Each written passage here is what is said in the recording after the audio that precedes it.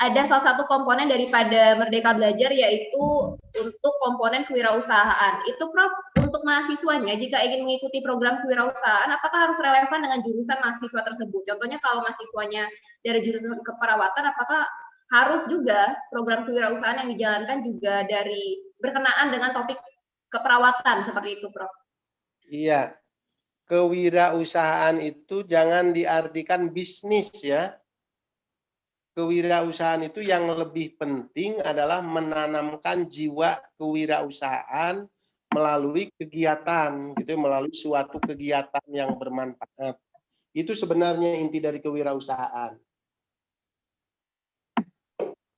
Kalau kita mengartikan kewirausahaan sebagai bisnis, maka tidak semua prodi bisa melakukannya.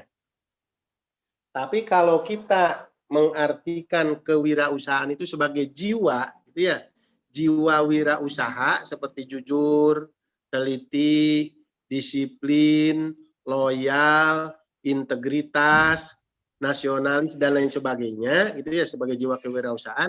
Nah, ini bisa dilakukan, dipraktekkan oleh prodi manapun, gitu ya, dengan mengembangkan sebuah proyek, dengan mengembangkan sebuah kegiatan, baik kegiatan bisnis maupun non bisnis, baik kegiatan komersial maupun non komersial. Itu yang berikutnya. Nanti kalau misalnya kurang puas diajukan lagi aja. Terima kasih, Prof. Seperti itu jawabannya untuk Bu Sri Mulyani. Terima kasih untuk pertanyaannya. Nanti kalau ada yang ingin ditanyakan lagi, silakan langsung komen saja ya, Bu. Berikutnya nih, Prof.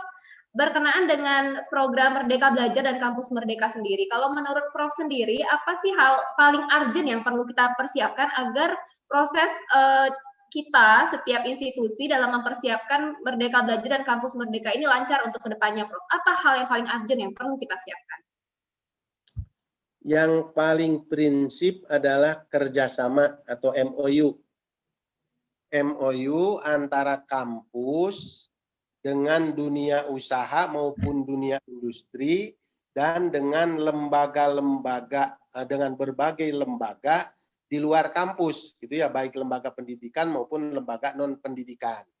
Kalau kerjasama itu sudah terjalin dengan baik, gitu ya, kalau kerjasama sudah terjalin dengan baik, maka tinggal menyiapkan kurikulumnya. Kalau kurikulum sudah siap, gitu ya, kerjasama sudah terjalin dengan baik, MOU-nya sudah ada, maka implementasinya tidak bermasalah. Kenapa? Karena inti dari Merdeka Belajar ini kan memberikan yang tadi, gitu ya, memberikan kemerdekaan belajar kepada mahasiswa selama 3 semester untuk belajar di luar prodinya. 2 semester di luar kampus, di perusahaan, di lembaga-lembaga pendidikan atau lembaga-lembaga kursus dan lain sebagainya. Kemudian 1 semester di luar prodi. Nah, otomatis ini memerlukan kerjasama. Sebab bagaimanapun hebatnya kurikulum, bagaimanapun hebatnya sarana dan prasarana, kalau tidak ada lembaga yang mau diajak kerjasama untuk melaksanakan implementasi Merdeka Belajar Merdeka ini, maka dalam implementasinya akan menghadapi masalah yang cukup besar. Itu. Baik, terima kasih, Prof. Terima kasih, Prof, jawabannya. Jadi memang intinya adalah MOU ya, kepada jawaban dari Prof Mulyasa untuk pertanyaan dari Pak Muspawi. Mudah-mudahan menjawab, Pak. Lalu, Prof, kita mungkin sedikit beranjak ke konteks penelitian ya, Prof. Sekarang kan sedang pandemi nih, Prof. Jadi memang ketika pandemi ini semua program di universitas itu pasti mengalami tantangan.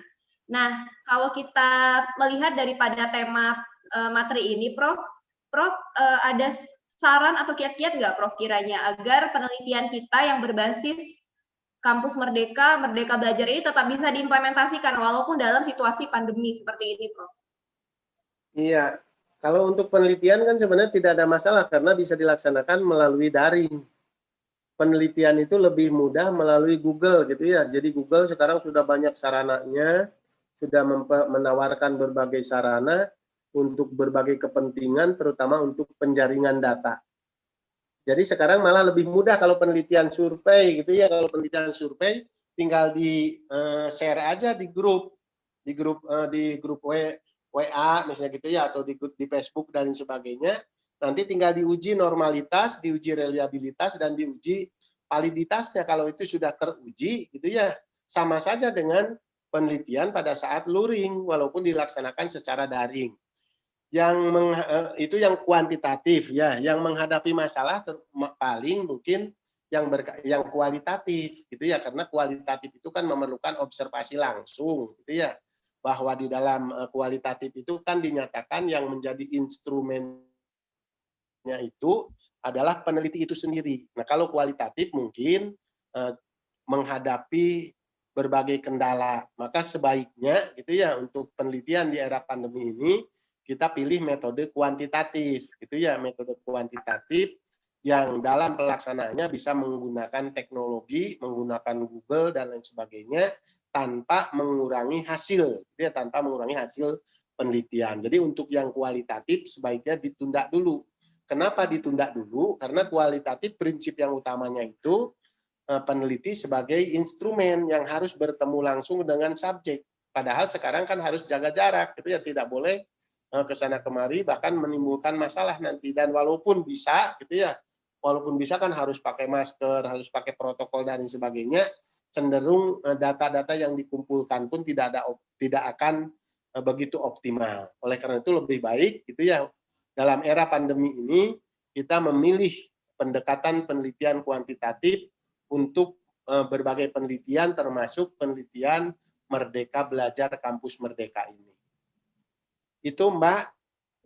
Baik Prof, terima kasih Prof. Ini pertanyaan terakhir nih Prof, mungkin Prof, karena kita sayangnya terbatas oleh waktu juga. Pertanyaan dari Bu Ati Mulyani ya Prof, karena tema kita juga sangat berkaitan erat dengan Merdeka Belajar Kampus Merdeka. Jadi kan semuanya serba merdeka ya Prof. Yang tadi Prof juga sempat sampaikan, ada kebebasan optimal yang dihadirkan untuk mahasiswa, ada juga kebebasan untuk dosen, dan juga ada program kebebasan dalam hal program perkuliahan. Karena walaupun serba merdeka nih Prof, tapi apa sih kiranya batasan yang dihadirkan oleh kementerian kita Prof, walaupun temanya nih merdeka nih? Iya, merdeka itu bukan merdeka sebebas-bebasnya, merdeka itu batasannya ya, batasannya mahasiswa diberikan kebebasan untuk melaksanakan perkuliahan di luar prodinya selama 3 semester. 2 semester boleh memilih di kampus manapun, tapi yang sudah didaftar menjalin MOU gitu ya. Kemudian 1 semester di luar prodinya sendiri. Tapi ini tetap akan kembali kepada kondisi prodi gitu ya.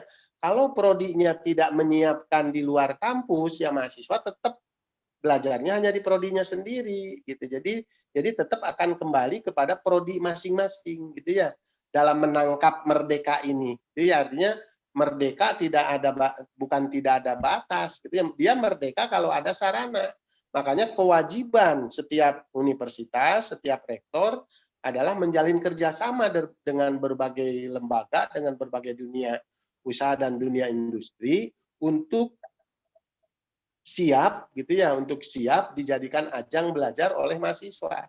Dan itu kaitannya dengan kesadaran masyarakat gitu ya, baik dunia usaha maupun di dunia industri, mereka harus sadar gitu ya bahwa mahasiswa ini penting untuk belajar dalam konteksnya secara langsung sehingga mereka memperoleh pengalaman yang berharga gitu ya. Tapi kebanyakan sekarang ini ketika mahasiswa misalnya melaksanakan praktek ke lapangan atau siswa melakukan praktek ke lapangan dianggap mengganggu gitu ya, dianggap mengganggu karena mungkin pengelolaannya yang kurang profesional. Ini yang harus diteliti dan harus diluruskan gitu ya, bahwa kehadiran mahasiswa untuk belajar di lapangan itu harus mutualisme, harus saling menguntungkan gitu ya.